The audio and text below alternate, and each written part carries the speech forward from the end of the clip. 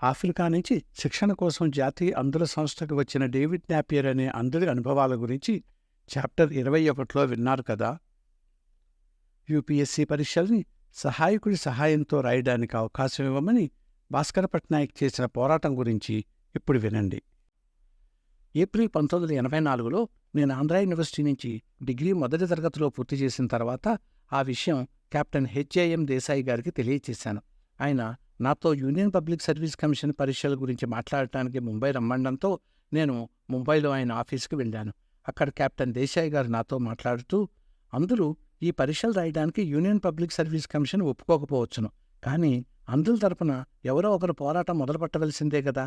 నువ్వు అందుకు సమర్థుడివని నేను భావిస్తున్నాను. ఈసారి వాడు నోటిఫికేషన్ ఇచ్చిన వెంటనే ఆ పరీక్షలకు అప్లికేషన్ పెట్టి నాకు తెలియచేయి. మిగతా విషయాలు నేను చూసుకుంటాను అని చెప్పారు. 1985లో Union Public Service Commission notification ఇవ్వగానే నేను ఆ పరీక్షలకు అప్లై చేసి పరీక్షలు రాయడానికి వీలుగా నాకు ఒక లేఖకుడిని సహాయంగా ఇవ్వమని ఉత్తరం రాశాను. వారి దగ్గర నుంచి సరియైన సమాధానం రాలేదు.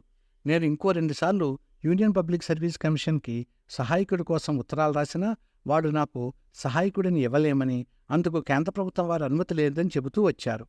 నాకు పరీక్షలు రాయడానికి హాలు టికెట్ పంపించారు, కానీ సహాయకుడిని ఇచ్చే విషయం అందులో చెప్పలేదు. సహాయకుడి లేకుండా అంధుడు పరీక్షలు రాయలేడని తెలిసినా వాళ్ళు రూల్స్ పేరు చెప్పి అందుకు అనుమతి ఇవ్వలేదు. నేను వెంటనే నేషనల్ అసోసియేషన్ ఫర్ ద బ్లైండ్కి ఉత్తరం రాసి వారిని ప్రభుత్వంతో మాట్లాడమని అర్థించాను. అదే సమయంలో ఢిల్లీలో ఉన్న నేషనల్ ఫెడరేషన్ ఆఫ్ ద బ్లైండ్కి కూడా ఈ విషయంలో కలగజేసుకోమని ఉత్తరం రాశాను.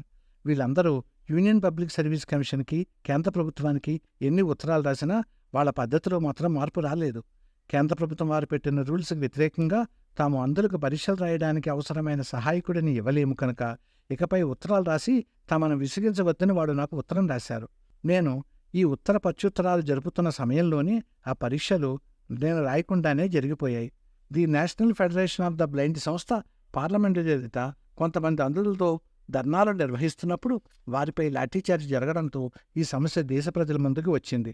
అసహాయులైన అంధులు తమ నిరసన ధ్వనులను వ్యక్తం చేయడానికి కూడా దేశంలో అనుమతి లేదా అని అన్ని మేధావి వర్గాలు ప్రభుత్వాన్ని దుమ్మెత్తిపోయడం మొదలుపెట్టాయి. అప్పటి ప్రభుత్వం ఆ సంఘటనపై పార్లమెంటులో విచారం వెలుబుచ్చి అంధుల్ని చేర్చుకోగల గ్రూప్ 1 and 2 పోస్టులను గుర్తించడానికి ఒక కమిటీని వేశారు.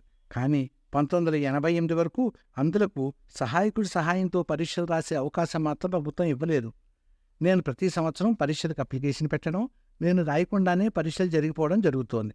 కానీ అంధులు యూనియన్ పబ్లిక్ సర్వీస్ కమిషన్ జరిపే పరీక్షలు రాయడానికి అర్హులా కాదా అన్న చర్చ ప్రతి సంవత్సరం జరుగుతూనే వచ్చింది. కోర్టుల ప్రమేయం లేకుండా ఉత్తర ప్రత్యుత్తరాల వల్ల ఈ సమస్య తీరదని నాకు అర్థమైంది. కానీ నేను ఆంధ్రా బ్యాంకులో ఉద్యోగం చేస్తే నాకు వచ్చే జీతం మా కుటుంబ పోషణ కోసం మాత్రమే సరిపోతోంది. ఇంతకాలం నా కుటుంబ సభ్యులు నా చికిత్స కోసం ఎంతో ఖర్చు పెట్టాను. ఇప్పటికన్నా నేను వారిని ఆదుకోకపోతే నా మనస్సాక్షికి అర్థం ఉండదు. అదే సమయంలో national association for the blind నుంచి ఆ సంస్థ సెక్రటరీ నాకు ఉత్తరం రాసి దొరికిన దాంతో తృప్తి పడటం నేర్చుకోమని, ఇకనైనా యూనియన్ పబ్లిక్ సర్వీస్ కమిషన్ మీద జరిపే ఈ పోరాటం ఆపేయమని నాకు సలహా ఇచ్చారు. నిజానికి నేను వారి ప్రోత్బలంతోటే యూనియన్ పబ్లిక్ సర్వీస్ కమిషన్ వారి మీద ఈ యుద్ధం మొదలుపెట్టాను. ఇప్పుడు వారే నన్ను వదిలేయమని అడుగుతున్నారు. దాన్ని బట్టే ఆ సంస్థ మీద ప్రభుత్వం వారి ఒత్తిడి ఎంతవరకు ఉందో నాకు అర్థమైంది. యూనియన్ పబ్లిక్ సర్వీస్ కమిషన్తో నేను మొదలుపెట్టిన ఈ పోరాటం మూలంగా నేను 3 సంవత్సరాల పాటు నా బ్యాంకు పరీక్షలు కూడా రాయలేకపోయాను. అయినా నేను కుంగిపోలేదు. నా తర్వాత నాకంటే సమర్థులు ఈ పోరాటాన్ని ముందుకు తీసుకువెడతారన్న ఆశతో నా పోరాటాన్ని అర్థాంతరంగా వదిలిపెట్టవలసి వచ్చింది. కానీ కొంతకాలానికి లాయర్ సత్యన్ రంగ్తా అనే అంధుడు సుప్రీంకోర్టు వరకు వెళ్ళి అందరూ కూడా సహాయకుడి సహకారంతో యూనియన్ పబ్లిక్ సర్వీస్ కమిషన్ పరీక్షలు రాయగలరు అని కోర్టు వారిని ఒప్పించగలిగాడు. ఆ తర్వాత మాత్రమే కేంద్ర ప్రభుత్వం అంధులకి సహాయకుడి సహాయంతో యూనియన్ పబ్లిక్ సర్వీస్ కమిషన్ పరీక్షలు రాసే అవకాశం ఇచ్చింది. ప్రస్తుతం ఎంతోమంది అంధులు యూనియన్ పబ్లిక్ సర్వీస్ కమిషన్ పరీక్షలు రాసి మంచి మంచి పదవులలో రాణిస్తున్నారు.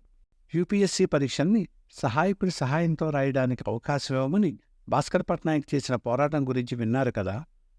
బ్యాంకులో ఖాళీగా కూర్చోబెట్టి జీతం ఇవ్వడానికి సహించలేకపోయిన భాస్కర్ పట్నాయక్ పోటీ పరీక్షల్లో నిలబడి తన విలువని ఎలా చాటి చెప్పాడో చాప్టర్ 23లో వినండి.